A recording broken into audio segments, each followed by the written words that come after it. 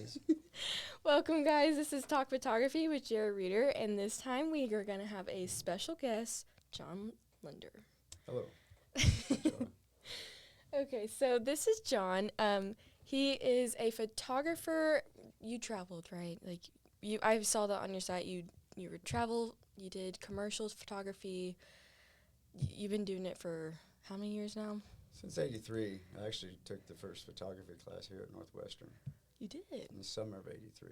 And then I went to Denver, Colorado to the Colorado Institute of Art, which is now the Art Institute of Colorado. Okay, yeah. But, yeah, in 1983 is when I started. I took my first picture in 1968. What was it? Do you remember? Yes. We had a carnival, I believe it was at the fairgrounds, and I got this camera in a box of Captain Crunch. And it took a cartridge, a little square box, and it took a cartridge, a 126 cartridge, and you put it on the back of the box. And then pictures of me and my little sister and some elephants and my mom and oh my gosh. giraffes. That was here? Yeah. Wow. And then the second roll of film I processed, probably took a year or two to take the pictures. It was in 1974 was my first color. So the first black and white was in 1968 and then 1974. So you've always had like a... Not really. Oh, really? Yeah, 'cause I didn't take pictures after that, probably until '83, until I started, looking for something to go forward with, something to further my career or life with. So what did you, how did you even choose that? You're like, I'll just try photography. I don't know, it just seemed natural. Art has always been natural for me. It seems to be in the family. A friend of mine actually kind of came about on a ski trip. We went skiing, and a friend of mine was going into airbrushing. He was going to do the posters and stuff like that. Oh, yeah. And so I went with him to the school and noticed they had a photography department, and so You're like, why not? Moved to Denver and went to school and graduated. Did commercial photography. I taught modeling school for a modeling class. I taught a class for about 3 months in Denver, Colorado. And I worked on several film shoots, one film shoot, not several. One film shoot was a place called Shotgun Willie's. It was a 3-day film shoot of this business. They were going to promote it to different, like St. Louis, different chamber of commerces across the United States. And a lot of food, Okay, yeah. fashion, mainly fashion, and fine art is my specialty, fine art, black and white. Infrared is probably my most favorite, still in film mode. Oh, really? Yeah, I do a lot of digital now, of course. But yeah, with the times. For myself, I like black and white infrared. I would say I saw, on your website, and your black and white photos were, I don't know, I just fell in love with them. Oh, thanks. It's just, I don't know, just it's like a form of art that, not many people practice anymore. So I did like that. It is, because infrared has to be loaded totally in darkness, and you can, and that's put it in the camera and take it out of the camera. Yeah. Process the film, you have to load it in total darkness, of course, like most film. And it's just a whole new, it sees the infrared rays that we don't see. And yeah. So it just makes things look a little bit more surrealistic. Yeah, I like how you said that, yeah. And so, do you still have a camera that does film still? Oh, yeah. Oh, really? I do. You wouldn't believe the cost of it. Really? How much does it cost? Because I have one, but, I don't have anything to work with. Well, when they were new, I paid $1,200. When they were, You can get them new, or you can get them used now on eBay or Amazon for $9.95. Oh my god. With a data back. I got one that was an old government camera that had data back on it. It's an excellent camera, in good shape, for $9.95. Yeah. For a camera that I sold, because I got rid of that film camera, I got a different film camera, and so I bought a camera for $9.95 that, 15, 20 years earlier, I paid, $1,200 for. Isn't that crazy? Yeah, just because it's film. Yeah. And then, how many cameras, exactly do you have? Because I know you have that one that you're wearing. This is a medium format digital camera. Okay. It's 50 megapixels. It's a Fujichrome. I'm gonna take it off. It's getting a little hot. It's I have two medium formats. I have this one is digital medium format. It's 50 megapixels. I have a Contax film 120 medium format. I have at least, I'm gonna say one. I know I got more than that. I have one 35 millimeter film camera. Mm-hmm. I have a DSLR. It's a digital equal to 35 millimeter Nikon. So mainly it's all Nikon and Fujichrome. It's totally a Nikon. guy. You're total Nikon. I have mostly Canons, and I don't know about going to. I thought about my next one, like when that does happen, I try a Nikon. Canon's good. Canon and Nikon have been kind of competing against each other for a long time. What do you think's like the difference? Like, someone said that Nikons were more bright, I guess, in color. I don't know. That was like on a senior trip, and some guy on the beach said that, and I was like, okay. He was just shooting pictures for whatever, but I think if you've got Canon's a good camera. They're very reputable. A lot of professionals use Canon. Yeah. I wouldn't change if you've already got accessories for Canon, all that stuff. I wouldn't change. Yeah, I was gonna say it might be more expensive. But Canon's done a lot of good things. They have improved in the last 30 years quite a bit with their lenses and lens quality. And they had some of their bigger lenses are pretty light, to like the 600 millimeter and the 1200 millimeters. Yeah. I'm just obsessing over that camera.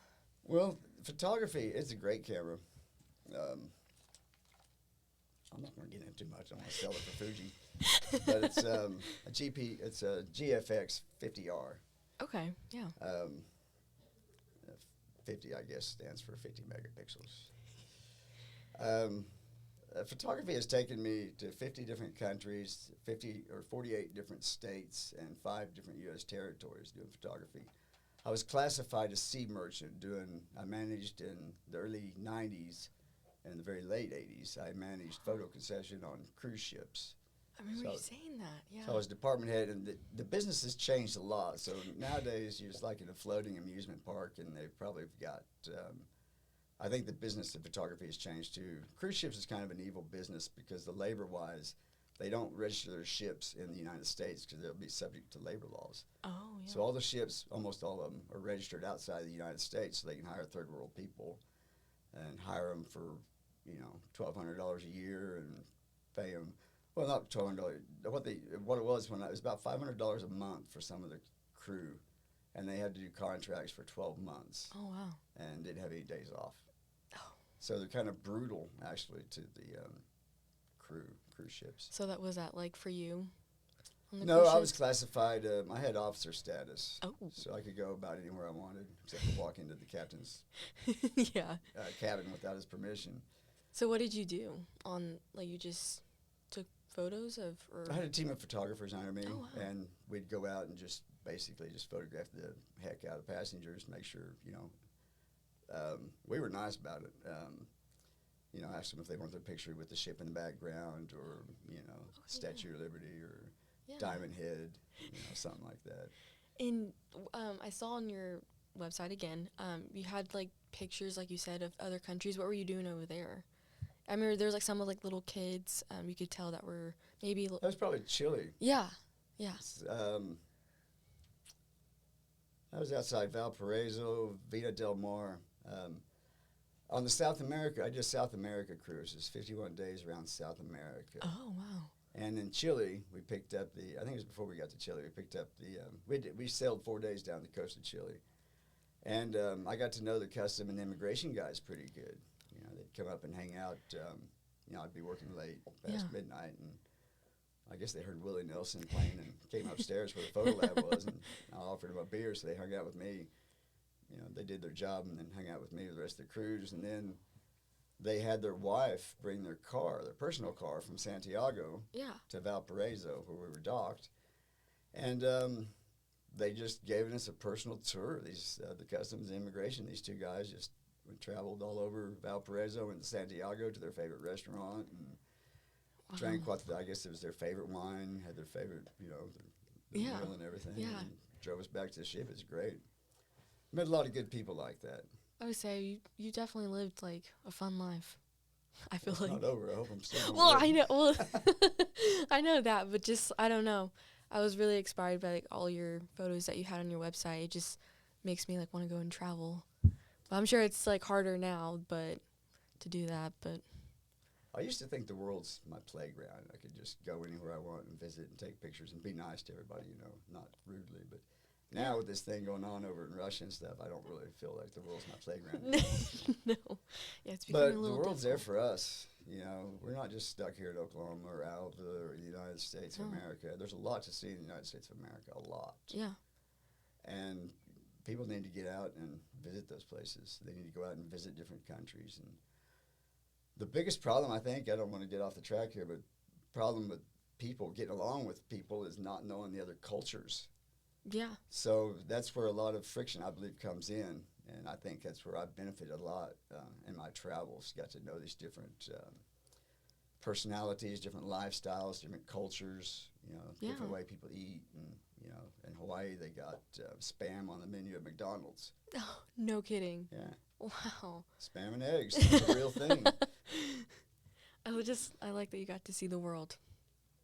Hopefully still get to. I really would say- wanted to go to Russia at some point and photograph Moscow. I love their I would say architecture. that would be awesome. Yeah, but I don't know if I want to even go there. Yeah, I now. would say I don't know about that. It would be a little scary. But anyway, yeah, there's a lot. In Croatia, I was dating a girl. I had a fiance.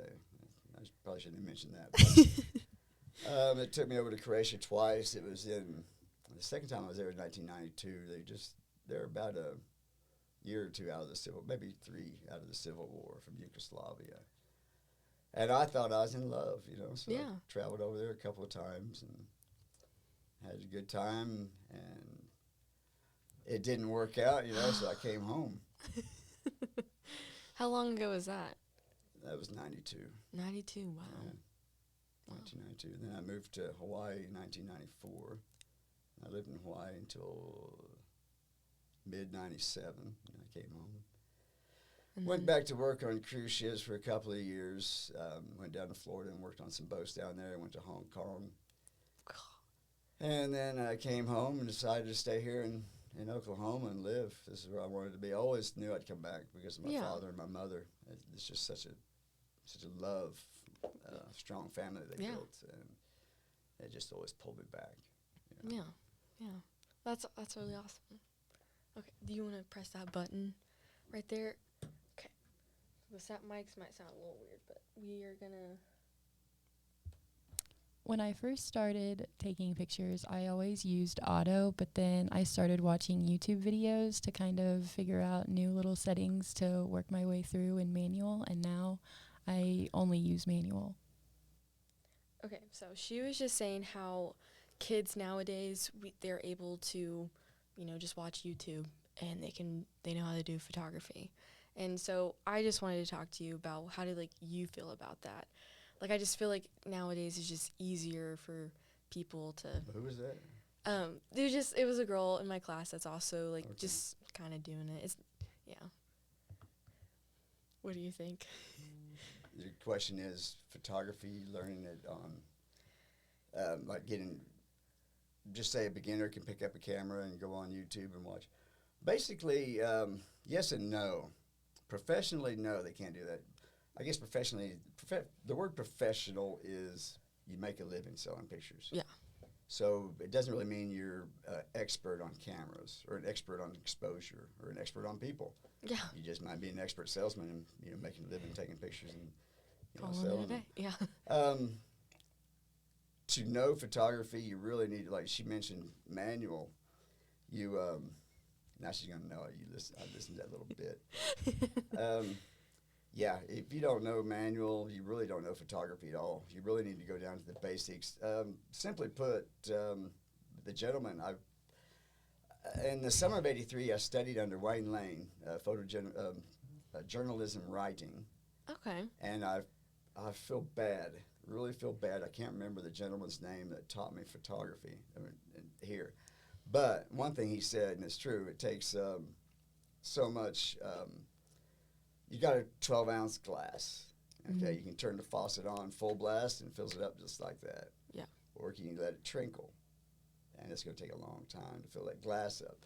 Same way with film, or same way we're exposing a picture. you set your camera and you have it on a certain set of exposure, you're going to need a certain amount of light. You're going to need a certain amount of light to fill that picture, to, you know, kind of like fill the cup with water. Yeah. Fill the your exposure with the proper amount of light to get you the exposure you want, the picture you want. Yeah. And you also need to learn. Photography has become, even then the smartphones it's really changed the game of photography.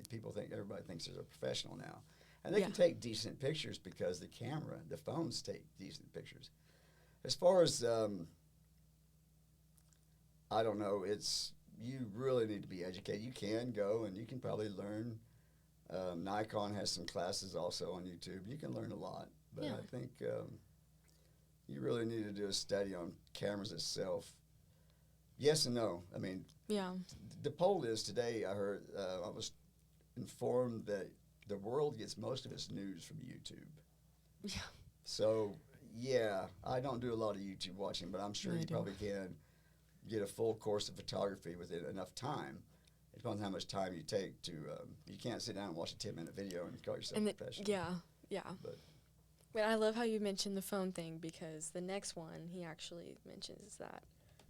I honestly don't know the first thing about photography. I've never really looked into it that much, but I feel like nowadays with like advancements in technology, everyone has an iPhone, it seems like, and with how good a quality those cameras are, it seems like it's kind of gotten easier to take professional quality pictures, even if you're just an amateur like I am.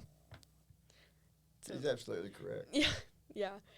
And I think that is, a lot of people do, like with phones, like they just automatically think that they can, I don't want to be like mean or anything, but they think that they are professionals, or just, you know, like they can do photography. And like I know I started off like in high school, and I like slowly learned from my teacher, and then like now here taking classes, and I'm still improving.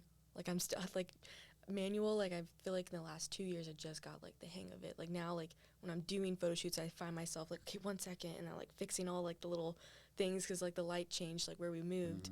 And usually before that I was just, you know, click, and then like looking back at my old photos, I'm like, ugh, like what was I thinking? So yeah, I think it does. For me, I'm still taking time. For you, I'm sure you just like pick up any camera and you're just got it. Well, not quite any camera, but yeah, well, basically almost any camera. As long as it's in English, I'll be able to. Even if it's not in English, it's got the numbers on stuff, I could probably get it to work, yeah. Yeah, see, you're really good with the numbers, and I'm still learning. Like, some people would ask me, and I'm like, wait a minute, let me, I don't know, I still have trouble with the numbers. Yeah, it's just remember that 12-ounce glass, or, you know, you got so much water to fill the glass up, so much light to fill the frame. I'd never heard of that, like, and that actually does help. Because I remember in photography class, I had to do a presentation. I was, like, trying my best to, like, kind of, like, show them how to do exposure, but I was like, I don't know. Kind of lost. My teacher's probably like, what's going on? Yeah, you know, I probably have a lot more in my head than I can actually explain to people. Yeah, and that happens a lot. Sometimes you just got to look at it and you can't really, like tell them, you know. Yeah. And I learned something every photo shoot. I learned something new. I mean, either with the way I'm setting up the picture, or maybe with I don't know. Just there's always something new you'll learn. Yeah. It's something simple to something complex. Yeah, and so the last thing is, like, how would you tell someone to like kind of like start off making their career in photography? Like, what would be like the best route to do? Change to something else. Photography's wonderful. I wouldn't advise anybody to go to YouTube, but that's probably, you know, I graduated high school in 1980. First went here in 83, and then graduated in Denver Art School in 85. So people maybe, I think you need to take a course like here at Northwestern, or take a course at somewhere. But yeah, I think you really do you need somebody really to teach you the basics of manual photography. Mm-hmm. You need to know it, whether you may not use it or not. But if you're going to take it professionally, you will be using manual photography a lot. Yeah. You can set it on automatic and do all the tourist pictures you want, on vacation and stuff like that. But if you want to do fine art, professional photography, you need to learn manual photography.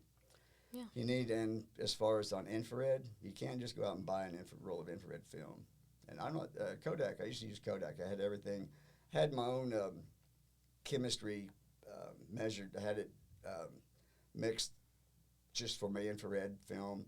Had the temperature, I'd get it to the right temperature for my infrared film. I had the perfect set amount of time. You have to go out and do tests with like infrared and other black and white photography, especially infrared, because it's predictable, but it's unpredictable as well until you get used to it, because there's so much infrared. There's a lot of infrared in here, and we don't see it because light bulbs. Well, tungsten light bulbs. I'm not sure about these LED, but tungsten light bulbs put out a lot of infrared, but we don't see that either. But the only way I got to fine tune my infrared is by going out and experimenting with film. Yeah. And sometimes you come home disappointed and came out halfway or didn't turn out or something. But one good thing, the big difference that is a big bonus on digital, there's a lot of bonuses on digital and a lot of bonuses on film, but loading a camera. I mean, you don't have to worry about loading a camera. You're not 36 shots, then you're trying to change film real quick. Yeah. And I've been doing photography since '83, so there has been a case that back in sometime I've loaded a camera and didn't get the film loaded properly and took a bunch of pictures and nothing's there. It happens. It can happen. Or if you don't check your camera settings before you go and do a photo shoot, you think you got it set, and then maybe you went and took a picture of your dog or something. You change the settings, then you go out and start taking pictures. And if you don't check the settings of your camera before and do a couple of test shots, with digital it's easy to do a couple of test shots. Yeah. Film, you do a photo shoot, and then you clip maybe some end of the film, process it, then adjust your development from there. Digital, you can do a couple of shots, look at it instantly, where your light and shadows is, your exposure, and you can correct it immediately. Wow. So that's a big bonus on digital. Digital is a big bonus. I just love the looks of film better.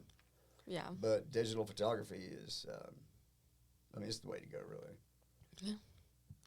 Okay. Well, thank you, John, for being on the show, on my last show. If you guys like this show, join our YouTube page at NWTV7, and thanks for watching. Thank you for having me, Joe. Thank you.